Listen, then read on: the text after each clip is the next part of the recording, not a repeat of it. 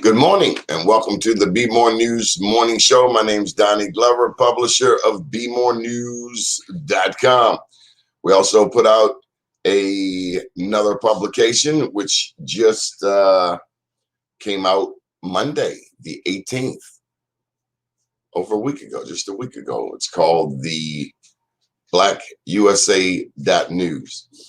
Anyway, we've been doing this broadcast here for 8 weeks now. And yes, sir. Yes, sir. We're broadcasting live, counselor. It's kind of hard to talk to you. I'm live on the air.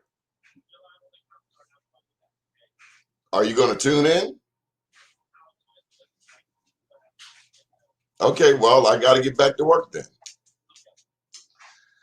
So this is about our 8th week or so of broadcasting, and it's been quite a journey. I tell you, most recently, let me tell you what's been happening recently. Have you heard of Clubhouse? Now, ever since I got on Facebook years ago, I have been big on Facebook. Huge. Matter of fact, we got the page up to about 200,000 followers. And then one day, I don't know, it wasn't 200,000 anymore. But anyway, we kept it going. But once I found out about Clubhouse, hey there, Stephanie, it was like a whole new world. It's like a Facebook audio mall. Anyway, I've been having fun. We did one Sunday, Alexis and I, some other people. This thing went for hours. Anyway, enough about me. What's up with you, Kivette Minor Kane? Nothing much. All is good. It's been a busy morning over here. Oh, do tell. Just handling business, making some plans, and looking forward to different projects coming together. Some community things and some global things. Nothing I can speak too much specifically about right now, but I'm very excited about it. And I'm glad to be here with you guys. Oh, you are? I am. Well, that means I should be able to send an admission ticket. I should be able to charge admission. You're going to be charging admission? Yeah. Good morning, Marsha. Good morning. How are you? How's everybody? Good. Doing well. She's been clubbing all night. She's been handling business. Good morning, everybody. Would like Alexis Coates asked, will your business survive 2021? Damn right. Where you think I'm going? If it don't survive, Alexis, that means we're going to be sleeping on your couch. We're going to survive. Let me show you somebody who's got answers. This lady is a hustler. I don't know if y'all know her, but this the queen. She's the queen of Maryland. Micheline, Baltimore, Prince George's, Meet Me Mondays. Matter of fact, I said, Micheline, we've been doing these Black Wall Streets all over, and we've never honored Marion Barry. Micheline got on that little phone book. Hoo-doo. Next thing you know, we were blessed, we were fortunate to honor Mayor for Life, Marion Barry. I'll forever be grateful. Looked like she froze up there for a second. So we give her a chance. But anyway, Marsha Jews, what you look so happy about? See, Marsha, I know you. Look at that look on her face. Marsha, everybody know you. What does that look mean? You're just not going to say nothing. There you go, Micheline. Micheline, how are you? Good morning, Micheline. But it was frozen. I was like, I'm here. Yeah, it's the connection, girl. It happens from time to time. Oh, okay. Y'all look fine. Okay, well, good morning. Good morning. I love your hair. How are the babies? Thank you. Well, fine. Grown. Good. Let me take this thing out my ears. I have a bad ear. Go ahead. I met Micheline through Pamela Reeves. Pam was given a Power of Love event out at the castle or the mansion or something. That was a while. Gray Rock. That was Gray Rock. Yep, and they called me up to see. It was cold. It was way up in some place up there. Yeah, the mountains. Yeah. I was like, I ain't even know black people come up here. I forgot that was a while ago. That's when we met. I don't know that. But Marsha, it's so good to see you. Oh my been God. too long. It has. Because normally, if nothing else, I will see Marsha at Ubiquitous once a year. I know. Kavette, you ever been to Ubiquitous? I have not. I don't even know what that is. Please explain. You missed out. It's a phenomenal event.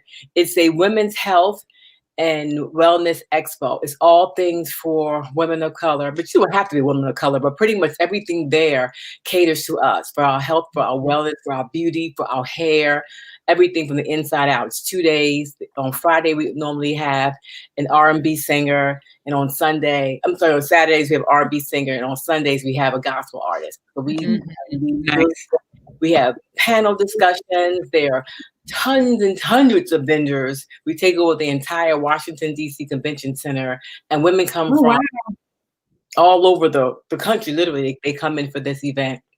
And it's just a blessing to kind of love up on each other and just motivate and encourage. And then for entrepreneurs and business owners who are in the health and wellness or Black hair care industry, they come out and you'll be able to, touch and feel and buy and support. And it's great. So ubiquitousexpo.com. I know ubiquitousexpo.com. COVID had us do it virtually. Last year, but it's a big event, and I'm not sure what Jermaine's going to do this year with COVID. It's kind of messed up everybody's everything, trying to figure out. So how did everything go being virtual last year? And I mean, that's such a different platform. It was great though. I've been hosting it since it started. I think it was the 7th year, so I've been hosting it since it started, and it was great. We had to get the singers, the R&B singers or the gospel singers. They had to kind of do it virtually, but they were where they were, and we had it all set up. And the production company that we used to kind of switch between rooms and between venues and all that, for it to be live, because it was live. People still had vendors were there. They still had their rooms that you can go and see what they were selling. I mean. So was it that each vendor had their own room? Because I've seen how some of the conferences have set it up where, you have a group of people that can go into rooms, or they designate the rooms that they go into.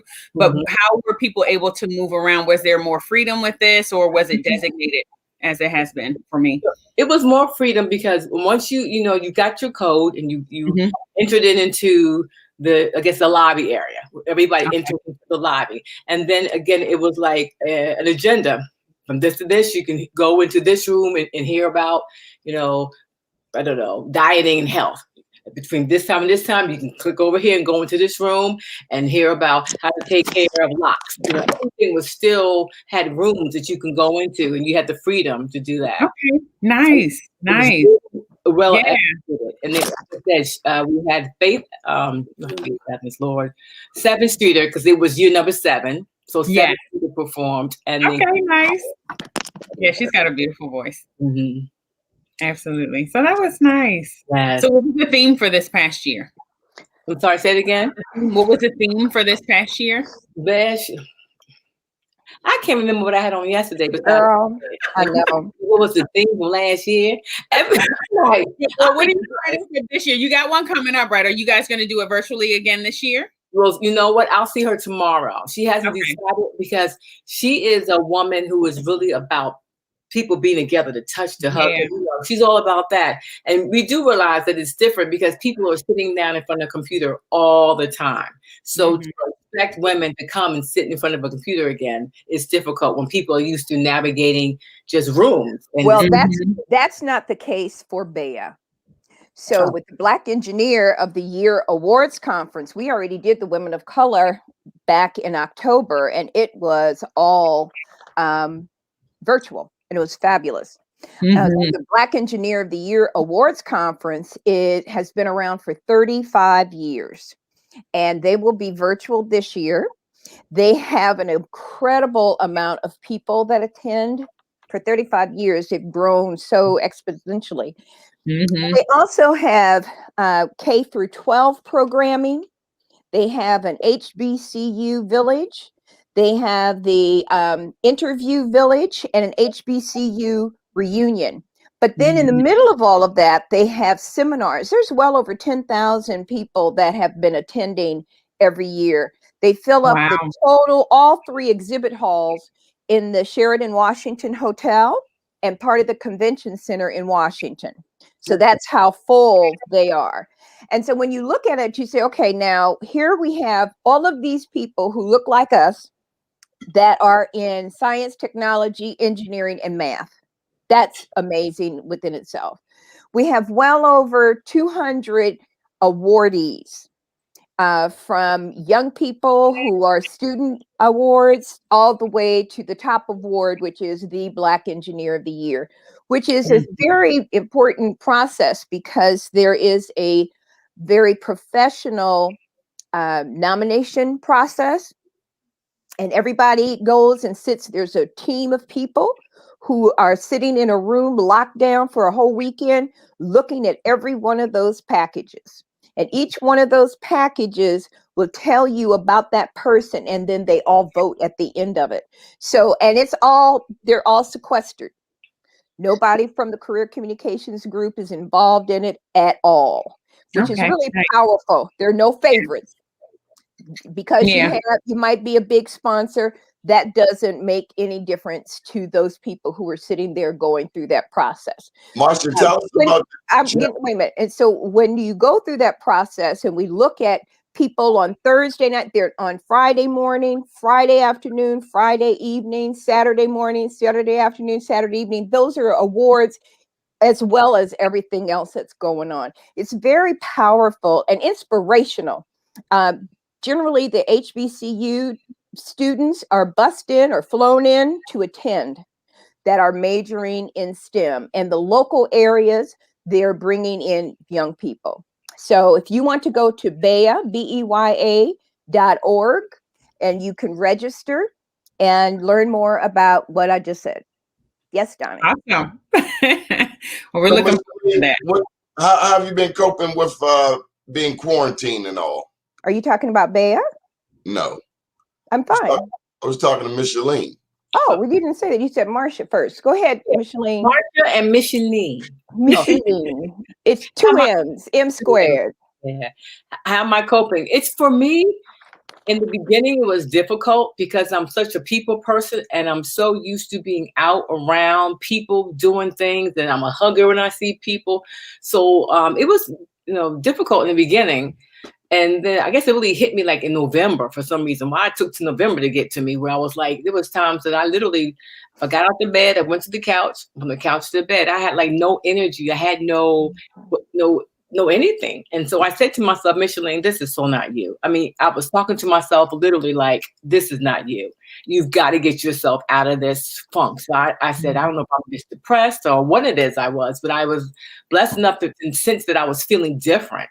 And the next morning I woke up, and Donnie knows how I am about signs and spirits and all that. And it was cold that November morning. I got up to walk my dog, and in the midst of the grass that was all brown, there was a little yellow flower. And I looked at the ground like, how is this little yellow flower surviving around all this dead grass? And for me, it literally, when I saw that, I snapped out of it, and I said, if that little yellow flower can grow in the midst of the cold, it's telling me that I can grow and keep going. And yellow was my mom's favorite color. So I just took that as a sign that was her saying, you don't get your butt up and get it. Absolutely. And so I'm here. Yeah. Day by day, everyone handles this quarantine differently, and you have to be safe and smart. We don't have a choice. Absolutely. And yellow is the color purple of personal power. Yes, absolutely. What happens when you come across a person that won't wear their mask? Well, luckily, that has not happened to me thus far because I've been in the house so much that I don't really see people. I literally go out the house to go to the grocery store, and then I go to Baltimore to visit my bonus mom. Other than that, I'm not out like, I'll back up. I do tape once a month for a online show that I have, but it's just 3 of us or 4 if I have a guest. I literally keep myself in a bubble of who I'm around because I'm just too afraid that if I get anything, and because I am going up there to take care of her, if I give her anything, I just will not forgive myself. So people are like, how do you do it? I'm like, look, you just got to love and find things to do in your house. I mean, that's just. Marsha hasn't been outside since last February. I'm telling you, but it is possible. It's possible. And trust me, if people go, well, why don't you have your food delivered? Because that's the one thing I do want to get outside to at least smell the outside air. You know, I don't let people touch my produce in the first place anyway. So I have to go shopping. But if I didn't have to, I think that, you know, I would adjust. It just makes us all be more creative in what we do. Plus we have, you know, computers, we can see people. We didn't have that before. Had this happened, I'd say like 20 years ago, or even more, we would probably all be up the creek because no one would know how to really function because we have such technology now. Mm-hmm. And it's wonderful. I'm talking to people I haven't talked to in 20 years on Zoom or whatever the other one is. And it's amazing. It's amazing. It makes you have to learn this technology too. Mm-hmm. It's really great because we can sit down and have our glass of wine and sit and kick it like we hadn't seen it, like we've seen each other just yesterday. Okay. So we've been doing a lot of those. Which can is you really call nice. me? We can have the wine and kick it then. Can we do that together? I'd love to do that. It's been so long since I've seen you. It's too bad. If you drink, you can join us too. We'll have to push Donnie off one day. It's a girls' night. It's a girls' night. Absolutely. I would love to do that. Rebecca has all the wine. Look at her. She got the wine and the wine glasses. So she can send us all bottles of wine from her collection up there. I But you know, they deliver around here. Do they deliver over there? They deliver alcohol? They deliver wine. Honey. Yeah, they deliver everything. Yes. That. You can have anything you want delivered. Yes. I did not know that. I will send you a link, baby. They will deliver. Well, ask me how I know. I was about to say, and Martha, how do you know this? Never mind. I can't. Right, because she hasn't had to leave the house. That's not because she hasn't wanted to, because she's chosen not to. She says she's gonna keep herself safe and protect other people, you know. I have a grandson that's in this house. It's 12 years old. I have a daughter, and I'm not risking that because I want to go and party. And I was saying to somebody else, I've partied all over the world. I don't need to party now. I can sit myself down and do some things that I've been talking about and putting off and procrastinating about for forever. That's a great segue. Micheline, how do we make money right now?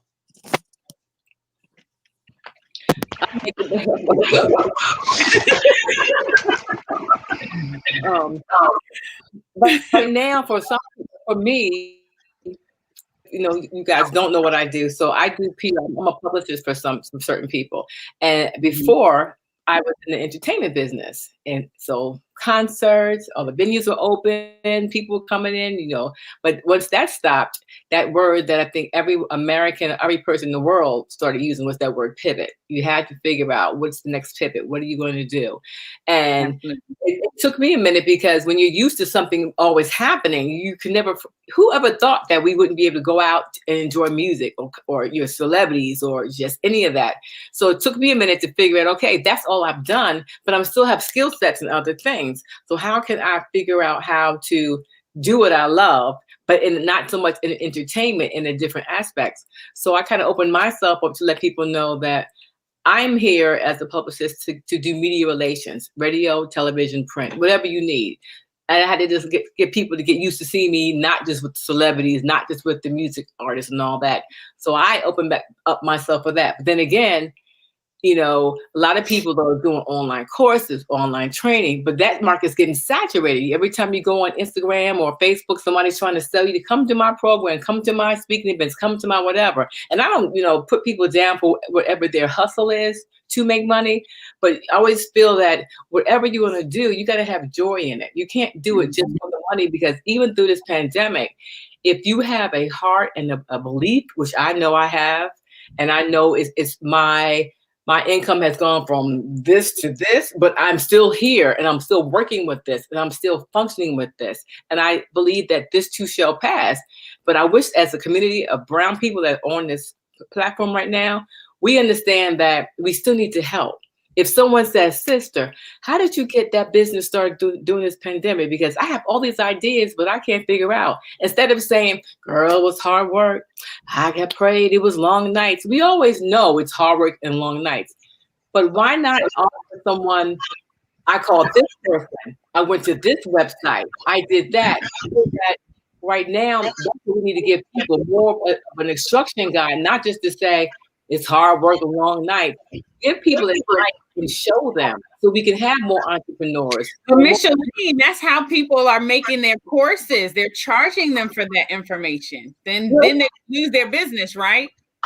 And I'm not saying don't do it, but I'm saying some people, it's like if I know that I have all these ideas, but you're the executionist, I want to know if I can come to you like, look, I have all these great ideas, but how do I get my ideas to a book or to, you know, like you said, an online course? Because there are some people out there that have all, like me, I have all these great ideas, but I'm learning little by little, because you would think that people want to help you or want to pour into you because it's that season of just being who you are, but it doesn't always work like that.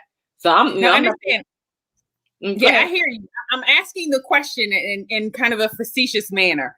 Because I feel exactly what you're saying. Many times, even in the past, years ago, you would go and ask somebody and you get that information. You get the, oh, it's hard work. Oh, it's long nights. But that's one of the challenges in our community. So what I've seen, though, is that the pivot in people sharing their information, their knowledge, has been put in the form of a course or a seminar or a convention. And now you've got to pay me, you know, X hundreds of dollars, sometimes thousands, in order for me to share what I've learned with you over this period of time.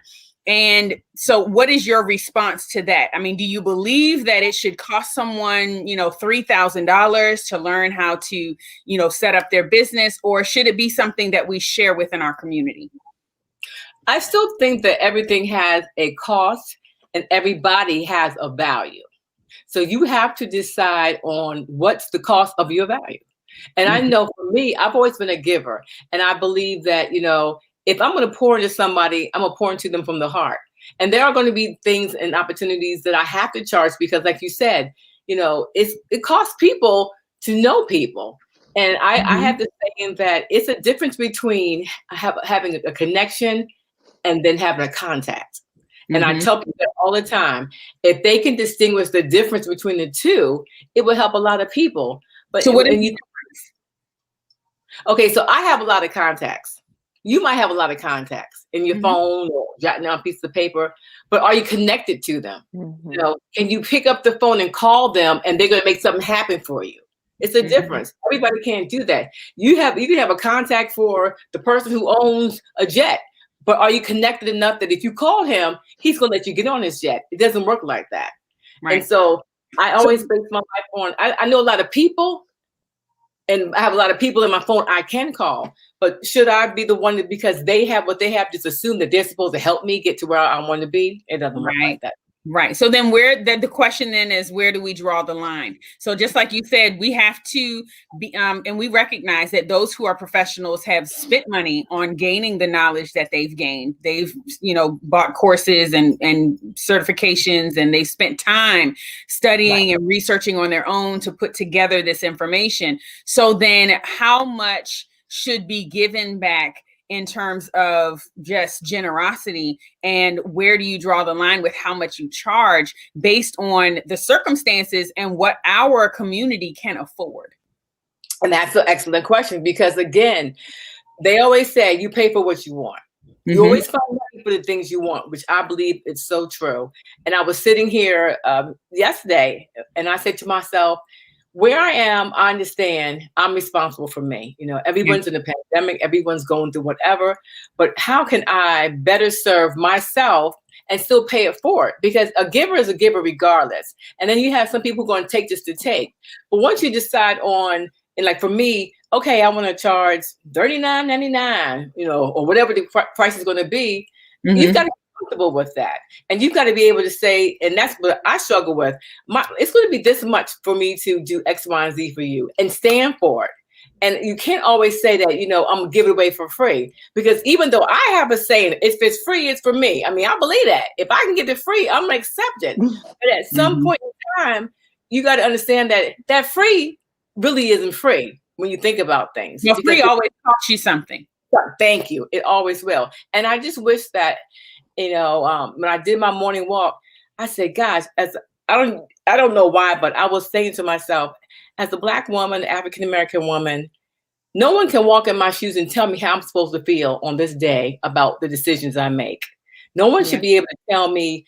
No one can tell me. And so I've got to be comfortable, like I said, telling other people, this is what it costs if you want me to help you to do X, Y, and Z. And if you can't afford it, it's okay. Then this isn't for you. Right. And people, our sisters and brothers have to understand that it's not no shade.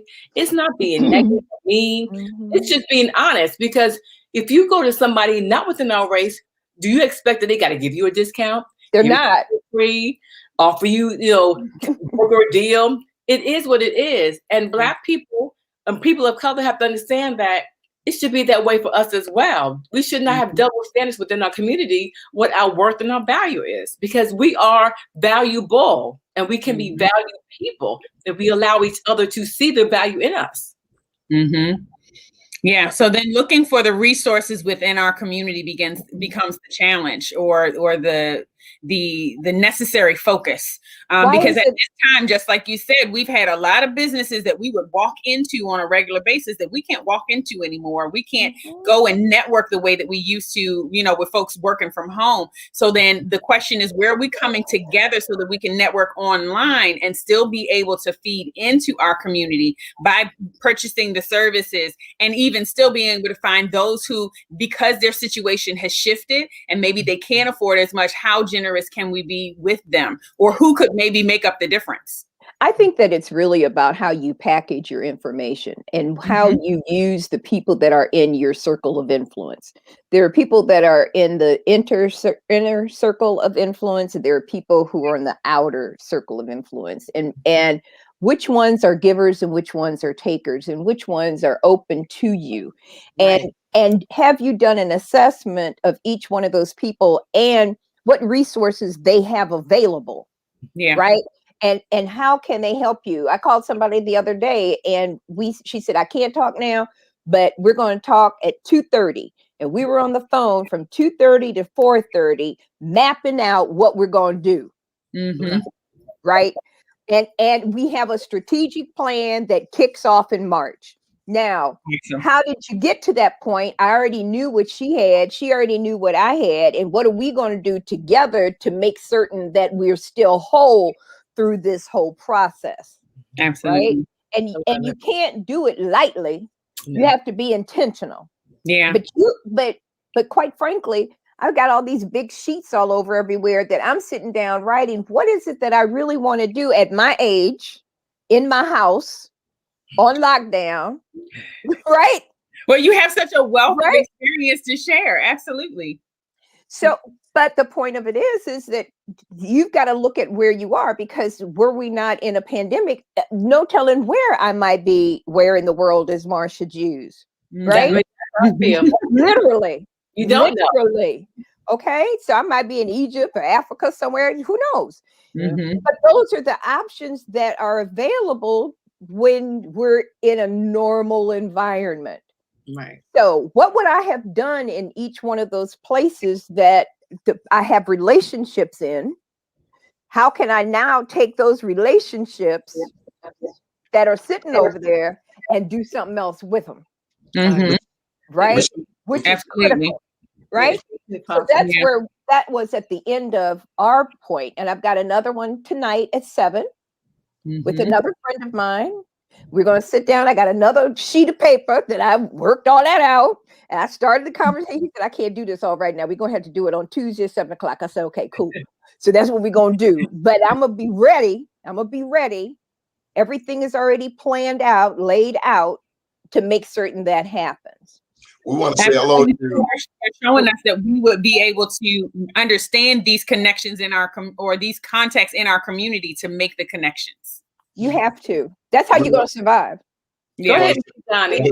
Want to say hello to Bride, to Rondi, Renee Irvin. She wants to get in touch with you, Micheline, Andy Havas, all the way from Hungary, Maurice Tates. Micheline, I wanted to ask you, now you were at a television station at one point in your career, right?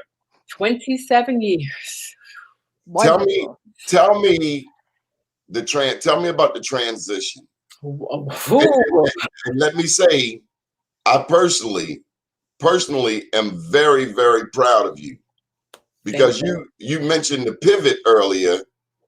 You pivoted then. Yeah, I had no choice. So I'm comfortable saying it now. At the time, I tell people there's nothing wrong with the 9 to 5, 8 to 4, whatever it is you need to have, and still have your love, your hobbies, your interests that you do on the outside. I went to school, Morgan State graduate, class of 88, got into my career in 89 at Channel 5, Fox 5 in DC.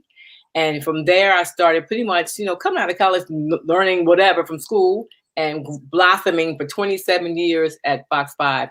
Didn't do the same thing. I mean, I of course, did all I can in different areas of the news department.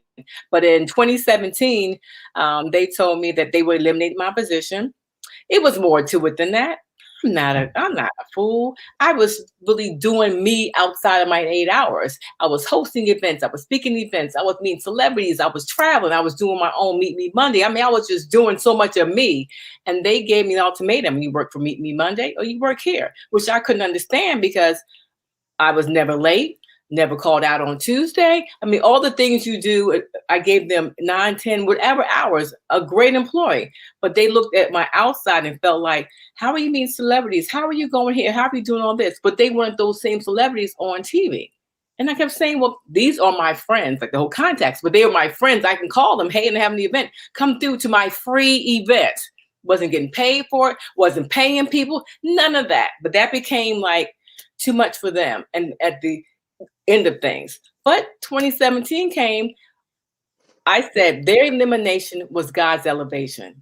Mm-hmm. And that was my motto. Mm-hmm. I never went back. Mm-hmm. And to this day, I say that because a week after they let me go, I was back up there with EU and Sugar Bear and all them. So then people thought I still worked there. I'm like, I don't work anymore tonight. You guys stay here. I can still leave, Since then, I've taken back so many of the people I worked with in the music industry there. And people were like, how would you do that? Because that's my job. I'm not going to let them stop me from getting publicity for people that I work with. So I go to Channel 5 now, Channel 9, Channel 7. I go to all the radio stations. I'm not locked into one bubble that I could only do and show and grow for Fox 5. I gave them, but now I've taken it back and I'm trying to empower. I'm still trying because I have never been an entrepreneur, like I said. So you're doing it. Yes. But I still need help. But I still need help.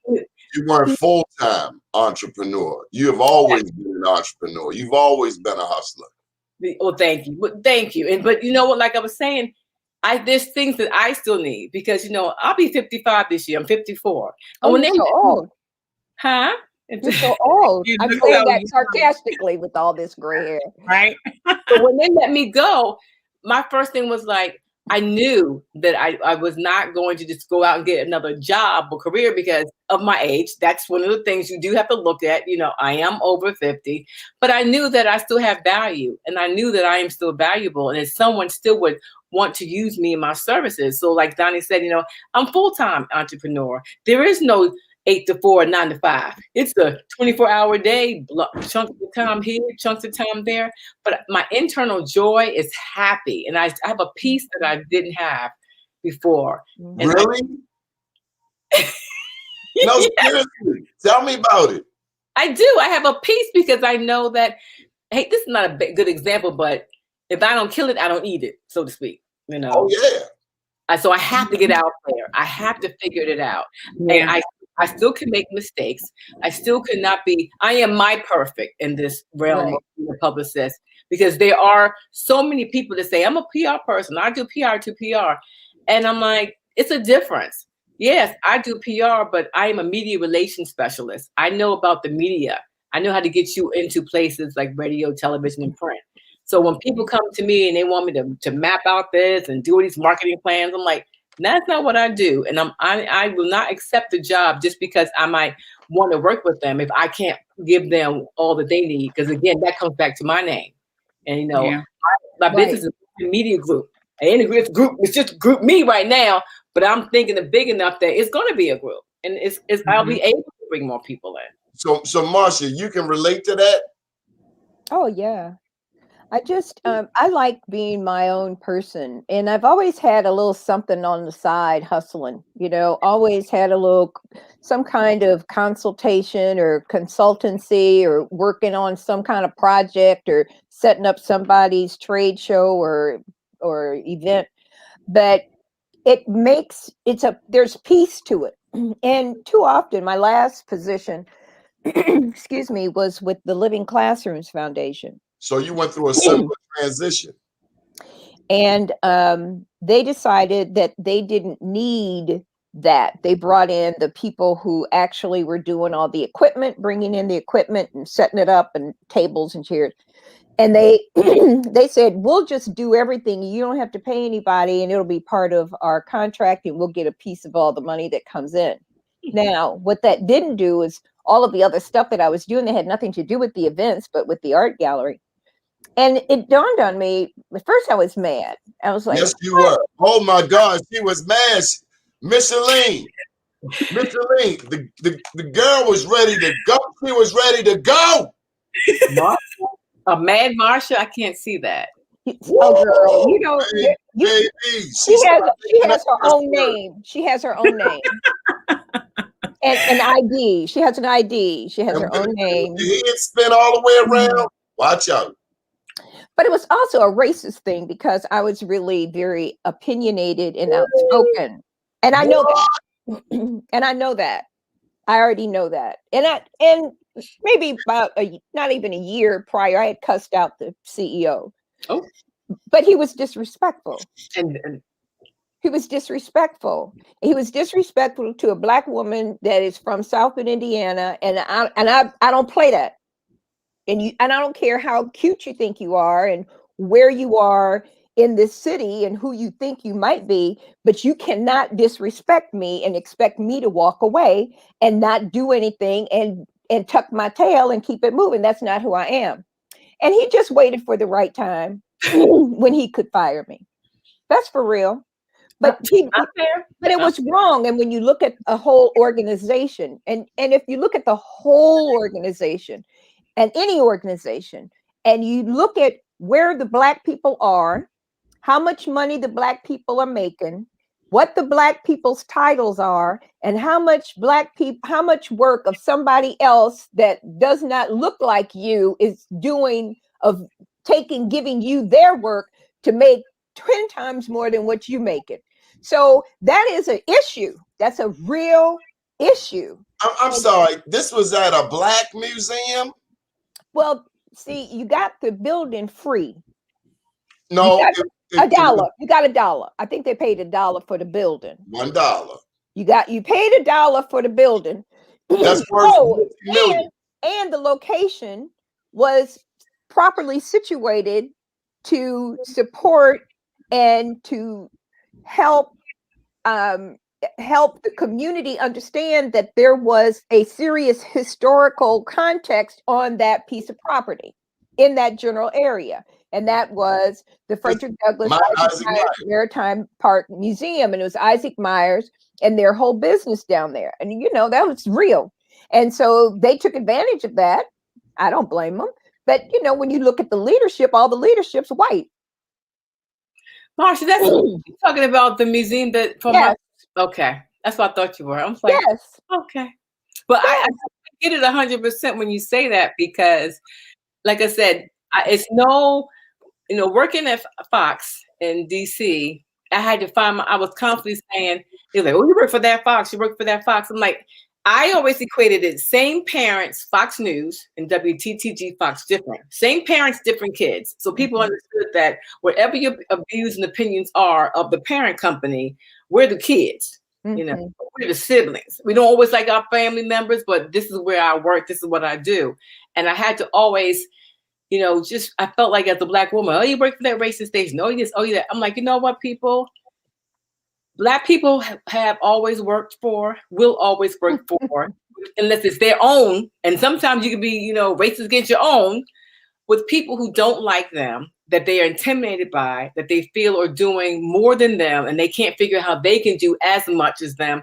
But it takes a strong person. And I feel like Black women and Black men have endured so long that the shift of leadership, the shift of everything, it has to come back and keep us where we were. I have a belief that we were born as kings and queens. We weren't poor. We weren't slaves. We weren't any of this. We were brought from our own lands, our own history, our own continents, and brought to America and degraded and put back underneath.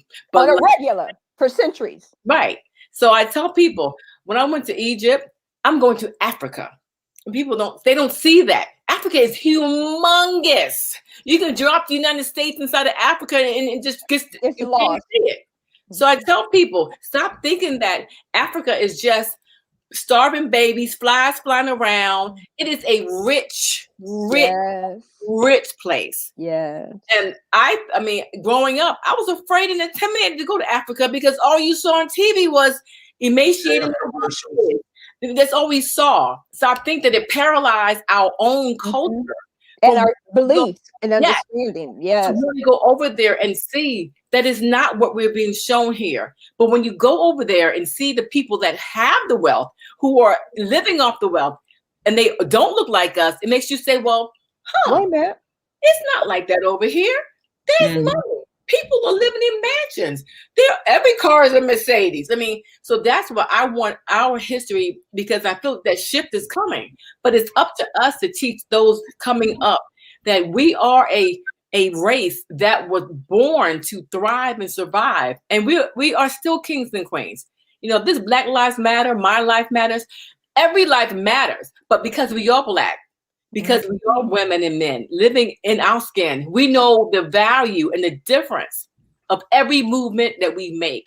So look, Bryce Samuel says she is so correct. I used to partner with DC Fox Channel, the Albatrons, the Albritons. So tell me, being there in gorgeous Prince George's County, right next door to the nation's capital, what wealthiest Black jurisdiction, or one of, in the country? What did you believe? What did you think your job was at Fox? Was it clearly to facilitate guests and important people? But was there innately the goal of helping to empower our people with such information, like Egypt and Africa and our greatness and the diaspora and Black strength worldwide? And let me even throw in the precedent set by our beloved Mayor for Life, Marion Barry, DCPG. So that's gonna bring it all together. When I got to Fox, like I said, in my heart, I already knew what I wanted to do, and I already knew after a certain point that my time was done. I know it was done, but I had to make that commitment to get out. But I didn't, because there was so much more as I got older and understood the whole dynamics and how TV worked and got used to just that family. I made sure there's several things I made sure of, but one thing I made sure of. In the early 90s, crack was going crazy in DC. There were shootings all the time. There was a show called City Under Siege that I had the opportunity to work on. Literally, every night we were in the street homicide after homicide over drugs, off for turf. And it was just so hard. And I got tired of the reporters putting the first Black person they saw, curlers in their hair, no teeth, looking like they, didn't know anything, and they putting them on the TV. Right. And I said, hold up. We've got to stop putting people who don't represent Black people, because when you have people watching, they're looking at who you have on TV and putting us all together that over in Southeast, these people, they're illiterate, they can't talk. This is how they look. When you have people in Southeast, and I'm just using them because that's where we were, who had houses, who had jobs, who were doctors, who were lawyers. So I got tired of that dynamic and put an end to that, because I was just tired of seeing how, again, when you watch TV, you look at what they show us, and that's how you guess your opinion on how people are. If I see all white people, if they show me negative things in my brain, that's how they are. And that wasn't the case. So that bothered me. So every story we would do, I would go into the meetings and just talk about my feelings. And I became, known for talking about my feelings. Maybe sometimes I talk too much, but I had to speak from my heart. And that had to be because the majority of managers to this day are not people of color. Right. I don't even know the last time that they even had a Black news director, a Black assistant news director. So they don't understand how us putting news out there affects us. Right. Yeah. Right. And that's the reason why a lot of people don't understand Black Lives Matter. It's not that Black Lives Matter more than anybody else, but it's the fact that for so long, Black lives did not matter. Say that. And the reality is that all these newspapers only brings that to the forefront so that we're able to give that the attention that it deserves. Right. And let's be very clear that it's not just the Fox. Right. If you look at every major newspaper across this nation and every television station, they're going for the big story on what Black people did or didn't do. I had a conversation. This is deep. This was back in, I was working for Tyrone at that time at the Career Communications Group. So it had to be like 98, 99, something like that, before I moved to New York. Tyrone was bringing the Black Engineer of the Year Awards Conference to this city. His office is in the Inner Harbor. And they never wrote about it. The Baltimore Sun never wrote about the Black engineer. The man had been in business at that point, 20-something years, a tax-paying corporation. They'd never written about it. So I said, you know what? The woman at that time, Mary Junk, was the publisher. And she had come and spoken to so that had to be 94. So because that was my leadership class, that's how I got to her. And I said, you know what, Mary, I need to just come talk to you for a minute. Went over there to talk to her. And in was John Carroll, who was the editorial director or whatever, the top editorial guy. He was, they put me in this big conference room. And so the Black girl at the front, I knew her. I'm a Jean, said, Miss Jews, they're in the conference room. I said, the conference, that's a big conference. I said, there's a whole bunch of people there. She said, no, ain't a whole bunch, just two of them. I said, okay. So I went in there, my head's right now. So now there's something else happening, that this is not the same conversation that I was going to have, right? Walk in and John Carroll standing up. And he said, so what you need to talk to Mary about? He's the editor. I looked at Mary. I looked at him. I said, I came to talk about the fact that y'all don't ever write about Black people in a positive manner. And you have. And I told him about it. And he said, well, I don't know what you expect us to do. I said, I expect you to write about all the wonderful things that Black people are doing in this city. And I started naming all these different businesses. Ray Haysbert had Park Sausage. You got this, I don't see them like big things that they're doing. I don't see you writing about them. I see about the person that shot somebody or on drugs, dead in the street and all that. But there's a whole bunch of Black folks doing a whole bunch of things. Mary's standing there. I said, so Mary, part of my challenge is you're a new publisher. The expectation is that you're going to do something else. And John Carroll said, and I'll never forget this, it was like it happened yesterday. He said, I don't care what the Black community thinks. He said that to my face. Have our own. So I got up, got my stuff, And I walked out. I said, I guess this meeting is over. So I walked out, and Imogene said, Miss Jews, a person left you a package. I opened a package, and it was a video, because we had done a video, and there were all these admirals and generals and CEOs and all these people from the Black Engineer that they had videotaped, but we couldn't get it back before I left. All these people were talking about the importance of people, of media talking about what they should do. I'm gonna ask Tyrone if he still has that tape. And man, I tell you, ladies, I took that thing. I walked back in there, opened up the door, and took that doggone, and it was a VHS at that time. I took it. Yeah. And did it like a frisbee down that long board table. I said, if you don't believe what the Black community thinks here in Baltimore, why don't you let some generals and CEOs and some corporate titans tell you how racist you are? And I turned around and left. Not long after, and I found it the other day somewhere. I'm gonna find it again. I don't think I threw it away. There is a picture of me in the above the fold. No, I think it was below the fold, but we were happy because it even got below the fold talking about the Black engineer, but I never saw another one about it. I'm gonna tell you, and working in media, that's real challenge. But and it's still this challenge. Like I said, when you said something you never forget, I never forget Misty Copeland, the Black ballerina, before she was really blown out. And I had the opportunity to hear about her, read about her, learn about her. She was coming to DC.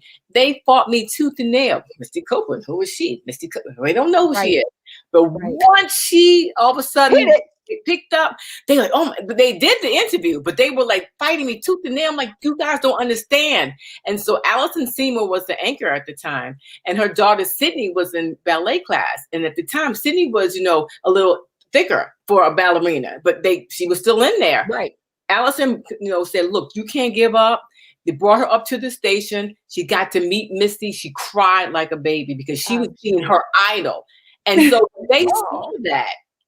Sydney's 20 now, but when they saw that as a little girl, the effect that this Black ballerina had on another Black little girl, the importance of why we gotta show the world that we have people in every, oh my gosh, it just makes me mad because I think about the struggles that I had to go through to say, look, we have, especially in Prince George's County, like you said, we're by standards one of the wealthiest for Black people in the country.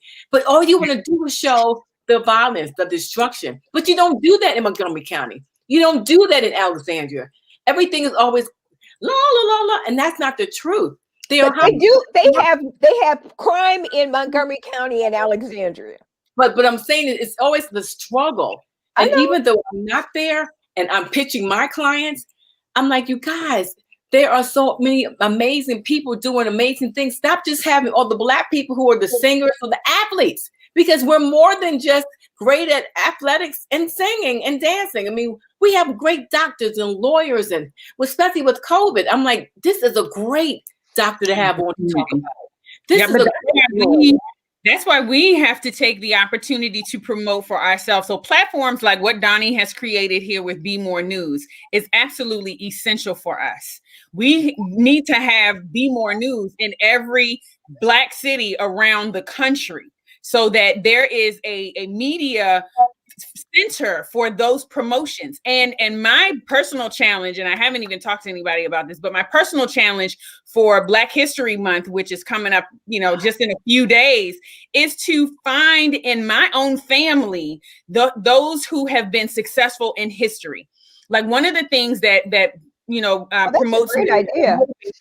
Is a proponent for me is the memory of my grandmother. She was like my mom when I was growing up, and I didn't realize how much she was like my mom until much later in life.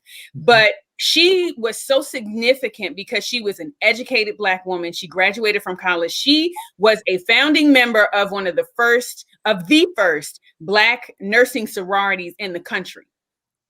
And so that is, say it again. Was it Chi Eta Phi? Was that the nursing? I don't even know the name, but that's the thing. I have to reconnect with that. But that's what we all are. We all have people in our family who made significant successes who were the first at something, who did something to break through the glass ceiling, who were pilgrims in some area or some field, that we need to hold on to that. We need to recognize what is in our history, what's in our DNA, because if they did it, then we're continuing to carry that on. But how are we playing it out in our lives? That's the question. Because if we're not doing anything with all that energy that we hold, then it's dying. And we need to make sure that we're putting that into the universe, that we're making sure we're reaching out into our community, and that we're taking these actions, and we're showing not only who we are today, but we are bringing pride to their legacy, that we are bringing their history to the forefront and saying, you know what, that's where we were, but look where we are today. And if you only wait to see where we're going. Right I have on. a cousin who is, and I was thinking about you this morning, Marcia, because I have a cousin who has been designing cars since we were kids. You talk about an engineer, I'm talking about an amazing mind. This Black man with Black children has been designing, and I know he has a prototype. I haven't been in contact with him as much, but he came to my father's funeral a couple years ago, and that was our reconnection. And I told myself, I said, I want to make sure that I'm staying in connection, Micheline, with those in my contacts who are in my family, who are in my bloodline, who are connected to my DNA, who are doing great things, and that I support them and that I promote them. Because if I don't support them and promote them, then who else am I expecting to do it? That's right. So let me jump in here. Micheline, tell me about your sentiments as it relates to the new vice president of these United States. And we can't leave out Stacey Abrams and the work she did. I never thought I would be alive to see a Black president. I just didn't. I never thought I would be alive to see it happen twice. There's things like I never thought I'd be alive for a war. There's so many things I never thought, but now I can't even think that, because anything is possible. I, as a Black woman, because I look at her and I see a Black woman. She can have other things in her DNA running through her veins, but when you look at her, you cannot get that twisted, that she still represents Black women.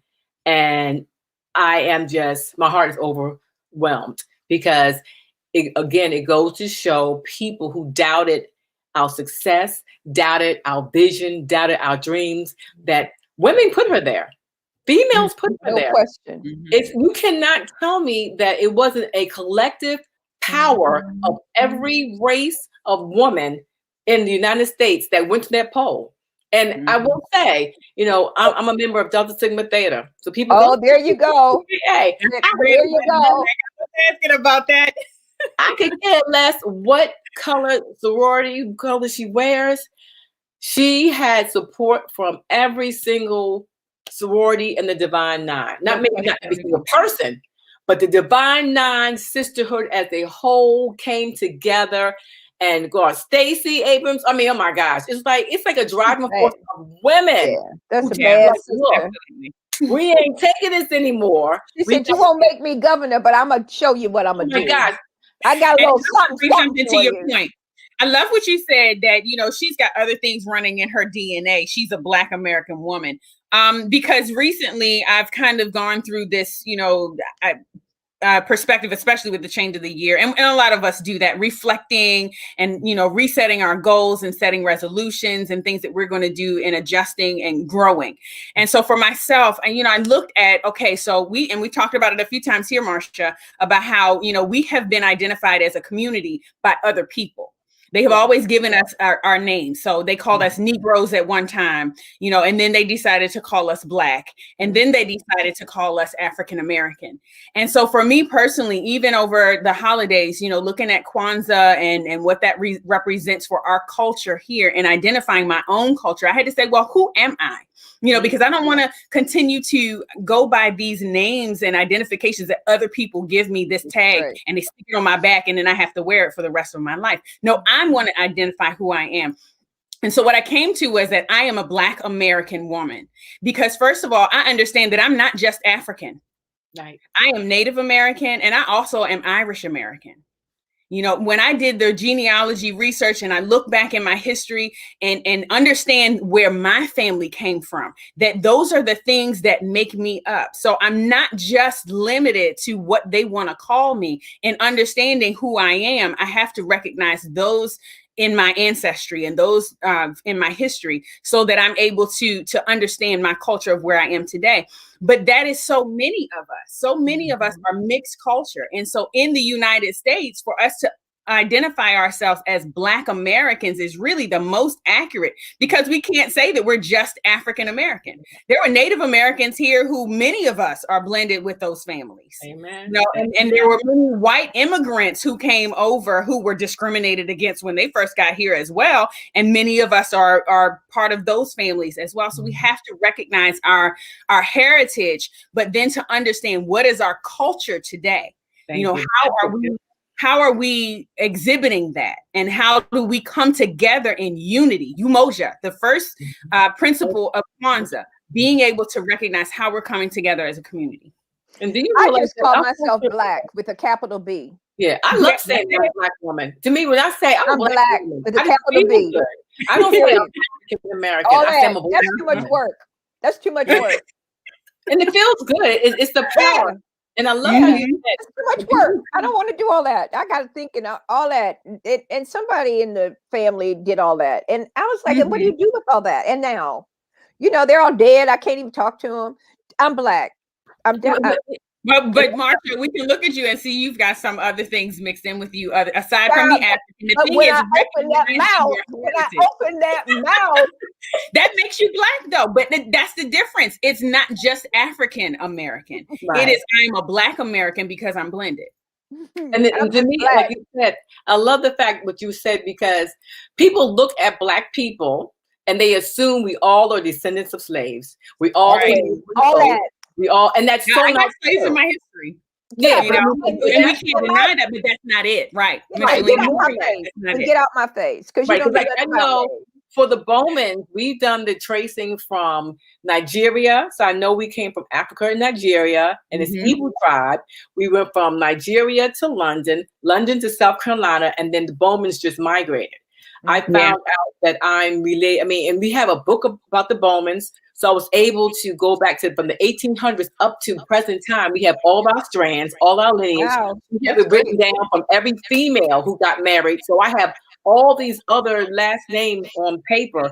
So when I meet people, I'm like running to see, or last name, is he or she? Because as females, we need to know if we get married, we lose our last name. Yeah. So always keep up to know. But you know, in the Hispanic culture, they don't do that. They actually keep their maiden name and add on their married name, or they keep their father's name and their mother's name.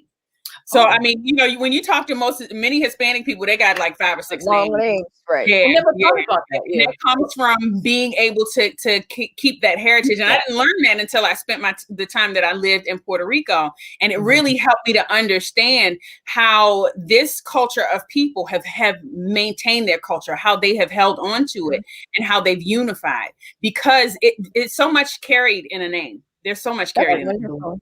That's wonderful. Kavetta, I'm not married, I ain't never been, but if God blesses me to have that king, I'm keeping Bowman. He gonna have to understand, because because pass it on to your kids, just like in that heritage, you can make it a second middle name. You can make it, you know, part of your last name if you want to.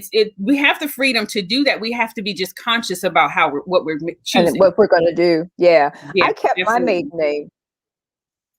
Yeah, that's reads my dad's name, and you know, whatever. Well, that's what I did. Minor is my maiden name as well. Yeah, and because my first son actually was not from my marriage, so he has my maiden name, and so I wanted to make sure that in identifying myself, that both of my children were identified as well.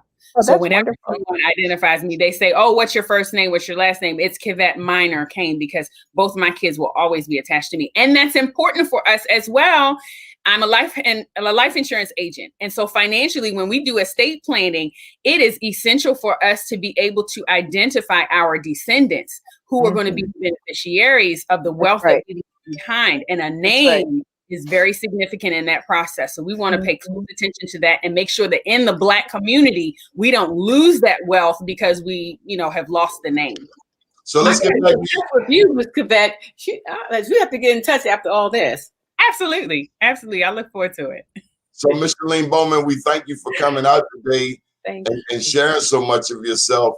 What do you want people to know? What are the plans for 2021? How can people support you, hire you? It's so easy. I am at my name that's on the screen right there, Micheline Bowman at gmail.com. I'm Micheline Bowman on Facebook, Micheline Bowman on Instagram. If there's another Micheline Bowman out there, I need to know who she is. But, I'm easy to get to. I am a person of my word. I do respond to people. I definitely believe that, my word is all I have, and I honor that, and I honor people. If they're committed to the process of making it happen, I say, let's make it happen. Right. Now, this is a bit of shameless self-promotion, but what? Sound like first syllable. What do the Joe Mann's Black Wall Street Awards mean to you? Gosh, Johnny, for me, it gave me an opportunity to not only to learn about the history of Black Wall Street from you out of your mouth, because you can read about something, but the passion that you have for doing that and getting businesses together to support and be in the same room to know that, hey, this is who you have who may have a auto mechanic shop or a bakery or, a singer. Getting everybody together to know that the support is there and we collectively just need to always pour into each other. And giving me that award for me always pouring into other people, I look at that and I dust it up once a week and I'm like, hey, Micheline, it reminds me that I have given out and I will continue to give out because you saw something in me to honor me for just being who I am. And but you also identified, we've done at least 3 or 4 Black Wall Streets and you brought out some top-notch people. When you asked, so you said you wanted these people, so I'm like, okay, let's go. You brought out Sugar. Yeah, but what was the famous couple? Oh my gosh, Donnie. Okay, so Angela Alsabrook was at that one. Our county exec, she was at that one. And we had Sugar Bear, we had Irena and James Tyler. We had, oh my gosh, that one had a lot of people. I can't remember every single. Donnie wants me to go back and remember everybody, but the ones like he wanted Marion Barry to come to one, and I said, okay, Marion Barry at the time, he didn't do anything like that, but he said, Micheline, for you, I'm coming, and I felt honored because when political people, he's been DC mayor for life, and he always called Prince George's County Ward 9. I'm like, right. Ward 9. He said, I'll come to Ward 9 for you. But I bless his heart for coming because he passed like months after that. So it was just like, of course, I didn't know, but being able to say, you know what, we had a Black Wall Street where people that Donnie was like, we would love to get this person, love to get that person. And those are my contacts, but also my connections. Right. So, relationships. Yeah, picking up that phone. And you know what? The first one we had, when we had, Raheem Devon and Kim Lee and then Sylvia Traymore Morrison, and who's it's just so many people, and so it's just a blessing that you have an opportunity to have Black Wall Street Awards, and it needs to be more of that. Like you said, Cavett, we need to have hubs of people in all these major cities to understand that the Black dollar, the Black power, the Black people, the Black culture, the Black everything. We are here. We're not going anywhere. So the way we pour into your communities, into your cultures, why not pour into us? It's not going to hurt you. We're not trying to take away from you, but we're not going anywhere. And Micheline, Black women not only vote, but Black women control that $1.5 trillion in annual disposable income. Well, honey, I'm gonna tell you right now, I'm controlling about 2 or 3 pairs of sweatpants and T-shirts that I recycle. We do that. It makes you realize what you don't need. It really does. I know it's made me realize what I don't need. I recycle. I have clothes in my closet that wintertime's here and I haven't touched them yet. Summertime was here. So I think this shutdown has set us down to appreciate just the joy of breathing. Thank you, Lord. Yes. The numbers of people that have passed through with this doggone pandemic are staggering. Yeah. So whatever you believe, people think it's a hoax, it's a this. Whatever you believe, yes, people die every day. But right now, the focus is on this disease that's out there. I literally pray for you, Kavette, you, Johnny, and you, Marsha, that we enjoy the breath of life every day we wake up. I got one more question for you, Micheline. My bad. The Capitol. What were you thinking when you saw people minutes from you climbing the Capitol wall, sitting in Nancy Pelosi's chair, stealing the podium and all of these things? What were you thinking, Micheline, that Wednesday? Can I just be real transparent and say this? And if people get mad at me on your feeds for saying this, I'm just going to be honest and say I'm glad they were not Black people.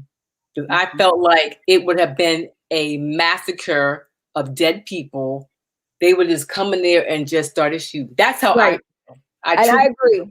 I think that we would have had hundreds of people. I truly do. And nothing against white supremacy.